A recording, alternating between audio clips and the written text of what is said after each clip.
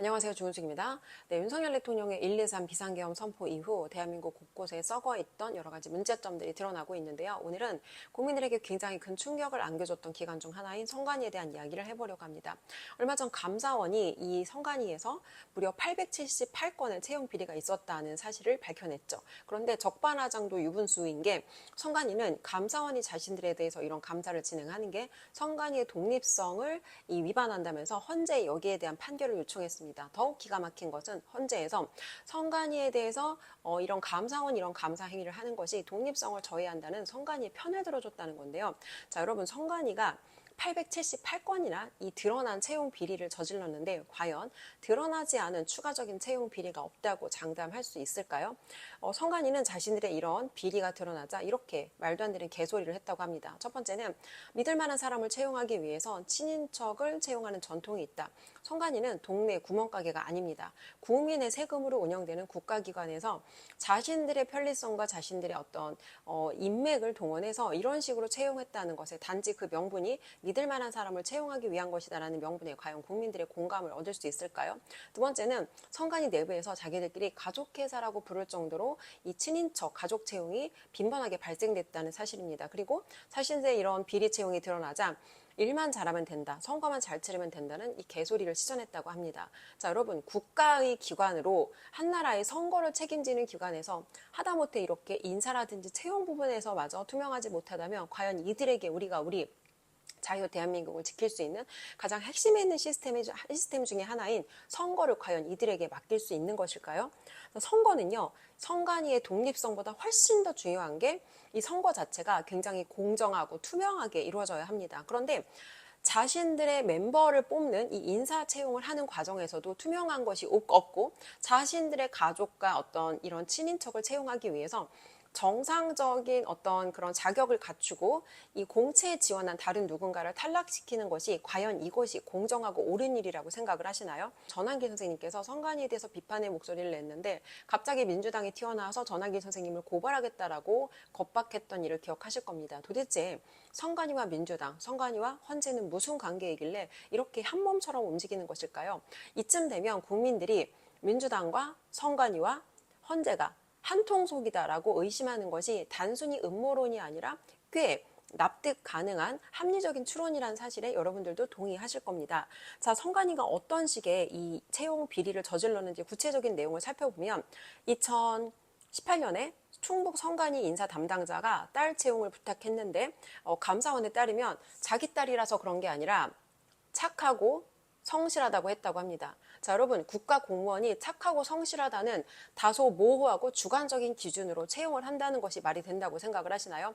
결국 다른 응시자가 없지 그 송 전 사무장 딸 한 명이 단독으로 지원해서 채용에 합격되었다고 합니다.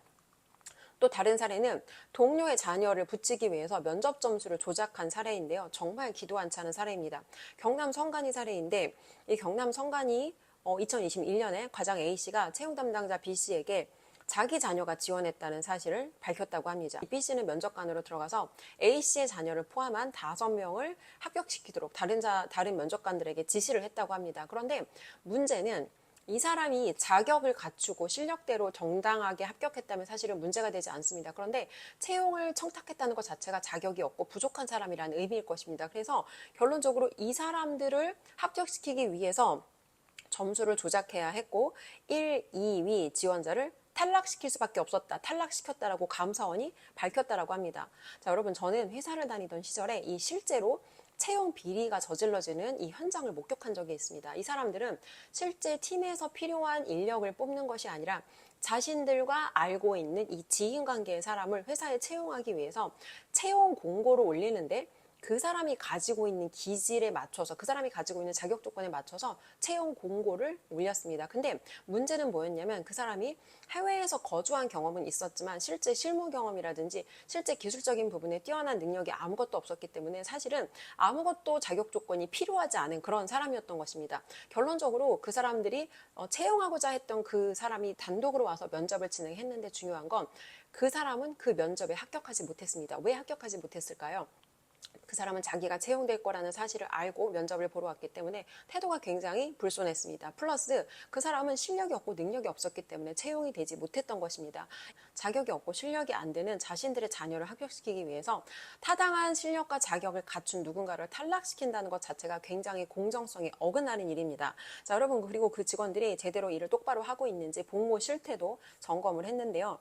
기도 안 차는 일이 발생합니다. 강원성관의 한 직원은 2015년 7월 일본으로 여행을 떠나서 10하루 뒤에 돌아왔는데 실제로 그 사람이 여행을 가서 자리를 비운 기간 동안 근무를 한 것처럼 처리를 했다고 합니다. 또 25일 동안을 병가로 바꿔서 스스로 결제한 사례도 있었는데요.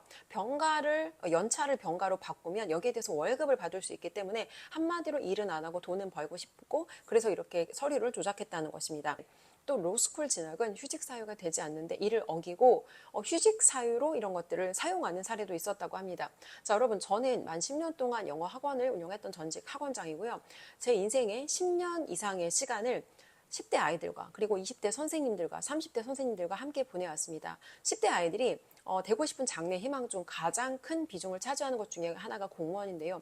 아이들은 이 공무원이라는 제도가 가장 공정하게 자신의 실력대로 평가받고 기회를 얻을 수 있는 그런 직업 중에 하나라고 생각해서 공무원을 희망하는 것입니다. 또 저는 오랫동안 20대, 30대 선생님들과 함께 일을 했기 때문에 이 청년들이 공무원이라는 직업을 위해서 얼마나 애를 쓰는지 너무도 잘 알고 있습니다. 실제로 제 지인 중에 한 사람은 공무원이 되기 위해서 10년 동안 공무원 준비를 했지만 결국 공무원 시험에 합격하지 못했고 공무원의 꿈을 포기하고 이 결혼을 하게 된 한 지인의 사례도 알고 있습니다. 20대, 30대 청년들은 그 공무원이라는 자리 하나를 위해서 자신의 청춘을 걸고 자신의 모든 것을 희생해가며 그 자리를 얻기 위해서 굉장히 애를 씁니다. 그런데 누군가는 자격도 없고 실력도 없는 사람이 단지 좋은 부모를 만났다는 이유로 그 공무원, 고위직에 선출된다는 사실이 과연 여러분께서는 정의롭고 공정하다고 생각하시나요? 이 민주당에서 주장하는 결과의 평등은 국민들이 원하지 않습니다. 하지만 자기가 애쓰고 노력하는 만큼 돌려받는 이 기회의 균등의 세상에서 우리 청년들은 살기를 원하는 것입니다. 이 선관위에서 주장하는 신뢰할 수 있는 사람을 채용하기 위해서 친인척을 채용한다는 사실에 그 누구도 절대 동의할 수 없을 것입니다. 자, 여러분, 이쯤 되면 선관위를 비판했는데 갑자기 튀어나와서 선관위를 비판한 사람을 고발한 민주당, 그리고 선관위가 문제가 있어서 문제가 있다는 것을 밝혔는데 이 문제가 있는 것을 밝힌 것에 대해서 위법이고 위헌이라고 판결을 내리고 선관위의 편을 들어준 헌재, 국민들은 누구를 믿어야 할 것이란 말입니까? 여러분, 지금 대한민국은 정말 침몰 직전입니다. 내일 당장 대한민국이 망한다 해도 이상하지 않을 정도로 대한민국은 곳곳이 썩어 있습니다. 감사원조차 감사할 수 없는 선관위, 그러면 선관위가 저지르는 이 위법과 이 불법, 비리에 대해서는 누가 과연 이들을 막을 것이란 말입니까? 국민권익위원회와 국회, 수사기관은 이들을 수사할 수 있다고 합니다. 그런데 여러분, 이 국회 기관 역시도 선관위가 낸 자료에만 의존해야 한다고 합니다.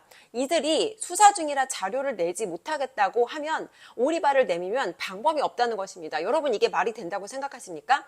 대한민국의 법을 만들고 법을 지키고 법대로 판단을 해야 하는 사람들이 그 누구보다 앞장서서 법을 어기고 법을 자기들 마음대로 휘두르고 있습니다.